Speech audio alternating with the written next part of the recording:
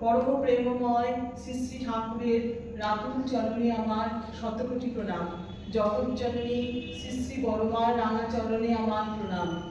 সবাইকে জয় গুরু।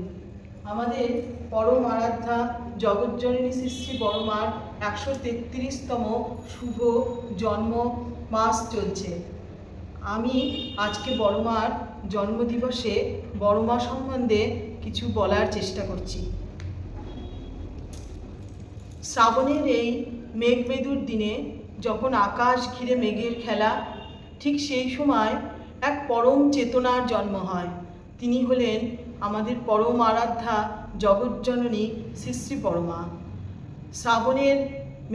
শ্রাবণের বাড়িধারা যেমন চাতকের তৃষ্ণা নিবারণ করে, বড়মাও সেরকম আমাদের আর্ত মানুষদের মনের সমস্ত দুঃখ কষ্ট দূর করে। বড়মা মাত্র 11 বছর বয়সে তার বিবাহ হয়, আর বিবাহ হয়েছিল কোনো সাধারণ পরিবারে নয়, পাবনা হিমায়তপুরে শ্রী শ্রী ঠাকুর অনুকূলচন্দ্রের পরিবারে।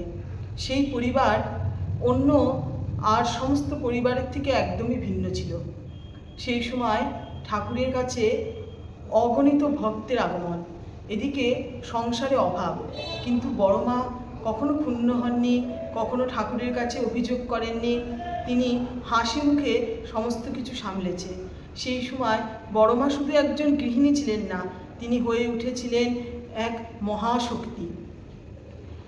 শুরুর দিকে আশ্রমে মূর্তিমতী অন্নপূর্ণা এবং মাতৃত্বের মহিমা। শ্রী শ্রী ঠাকুরের পাশে বড়মা ছিলেন এক শান্ত স্নিগ্ধ বটবৃক্ষের মতো। পাবনা হিমায়তপুর থেকে দেওঘরের তপবন স্কুলে আনন্দবাজার, সব জায়গাতেই বড়মার আনন্দবাজার ছিল একটা মিলন ক্ষেত্র। সেখানে সব জাতের সব ধর্মের সমস্ত মানুষকে তিনি বসিয়ে খাওয়াতেন। ভক্তরা বলতেন যে বড়মার বর্ষে সাধারণ অন্ন অমৃত হয়ে যেত। বড়মা শুধু মানুষের পেটের ক্ষুধা দূর করতেন না, তার বাৎসল্য মাখা স্নেহে মানুষের অন্তরের ক্ষুধাও দূর হতো। 1947 সালে যখন দেশভাগ হয়, শ্রী শ্রী ঠাকুর হিমায়তপুরে সমস্ত কিছু ছেড়ে যখন দেওঘরে বিহারে চলে আসেন, বড়মারও সেদিন হৃদয় কেঁদেছিল। তার সাজানো সংসার এক নিমেষে তিনি ছেড়ে চলে এসেছিলেন, কিন্তু তার মনের সমস্ত দুঃখকে তিনি চেপে রেখেছিলেন শ্রী শ্রী ঠাকুরের মুখের দিকে তাকিয়ে। আবার আস্তে আস্তে দেওঘরে সমস্ত কিছু গড়ে উঠল, শূন্য থেকে শুরু হলো। সেই সময় বড়মা ঠাকুরের পাশে প্রেরণা হয়ে সব সময় দাঁড়িয়েছিলেন। তিনি প্রমাণ করলেন যে মা যেখানে, আশ্রমও সেখানে, শান্তিও সেখানে। শ্রী শ্রী ঠাকুর বড়মাকে খুব শ্রদ্ধা করতেন। তিনি বলতেন যে বড় বউ যদি না থাকতো তাহলে আমার এই বিশাল সাম্রাজ্য গড়া সম্ভব হতো না। বড়মা সব সময় ঠাকুরের পাশে থেকেছেন। ঠাকুরের জীবনের সমস্ত চড়াই উতরাইতে তিনি মহাশক্তি হয়ে ঠাকুরের পাশে থেকেছেন। একবার ঠাকুরের আশ্রমের এক আবাসিক কর্মী ঠাকুরের বড়মার ভাড়ার ঘর থেকে কিছু টাকা পয়সা জিনিসপত্র চুরি করে। আশ্রমের সমস্ত মানুষরা তার উপর রেগে যায়, এমনকি পুলিশেও খবর দেওয়া হয়।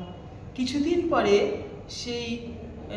সেই যে চুরি করেছিল সে নিজেই খুব অনুতপ্ত হয় এবং বড়মার পায়ে লুটিয়ে পড়ে এবং ক্ষমা চায়। বড়মা তাকে কিচ্ছু বলেননি, তিরস্কার করেননি, তার মাথায় হাত বুলিয়ে দিয়েছেন এবং বলেছেন যে আহা কতদিন খাসনি, আগে খেয়ে নে। তারপরে বড়মা তাকে সুন্দর করে পাত পেরে খাবার দিয়েছেন। এই ঘটনাতে আশ্রমে আর যারা আছে তারা সবাই বড়মার কাছে এসে অভিযোগ করে যে আপনি কেন তাকে কিছু বললেন না। বড়মা তখন শান্ত গলায় বলে যে সে অন্যায় করেছে, তার বিচার ঠাকুর করবে। সে যখন মার কাছে এসেছে তখন আমার প্রথম কর্তব্য তাকে খেতে দেওয়া। অভাবের তাড়নায় তো মানুষ এই সমস্ত পাপ কাজ করে। মা হয়ে সন্তানকে ফেলে দেয় কি করে? আমাদের বড় মা এরকমই ছিল। আর তারপরে বড় মার সেই স্নেহে সেই মানুষটির অনুতপ্ত হয় এবং সে চিরদিনের জন্য সেই পথ, সেই চুরির পথ ত্যাগ করে আশ্রমের একজন নিষ্ঠাবান কর্মী হয়ে ওঠেন। শ্রী শ্রী ঠাকুরের জনপ্রিয়তা যখন তুঙ্গে, চারিদিকে হাজার ভক্তের সমাগম, চারিদিকে সমস্ত ভক্তরা ঠাকুরের কাছে এসে উপস্থিত হয়, তখনও বড় মা অত্যন্ত সাধারণ জীবন যাপন করতেন। আড়ম্বর বা অহংকার তাকে কখনো স্পর্শ করতে পারেনি।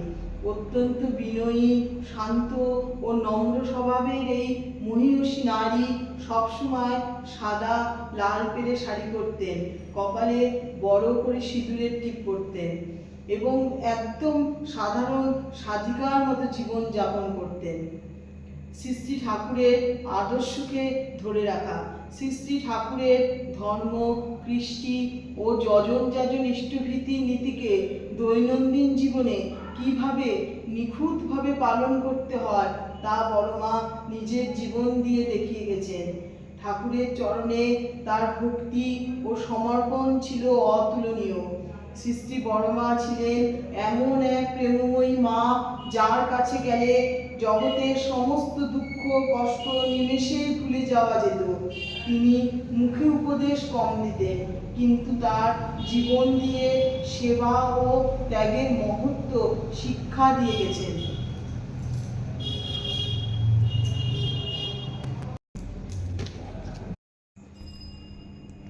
আজ এই শ্রাবণী পূর্ণতার লগ্নে তার জন্ম মাসের পুণ্যক্ষণে দাঁড়িয়ে আমরা তার চরণে জানাই শতকোটি প্রণাম। বড় মা আজ সশরীরে আমাদের মাঝে নেই, কিন্তু তার আদর্শ, তার চিরকল্যাণময়ী রূপ প্রতিটি সৎসঙ্গী হৃদয়ের একদম গাথা আছে। আসুন এই জন্ম মাসে আমরা কেবল তার গুণগান না করে তার সেই নিঃস্বার্থ সেবা ও ত্যাগের অন্তত এক বিন্দু আমাদের নিজেদের জীবনে প্রতিফলিত করার সংকল্প নেই।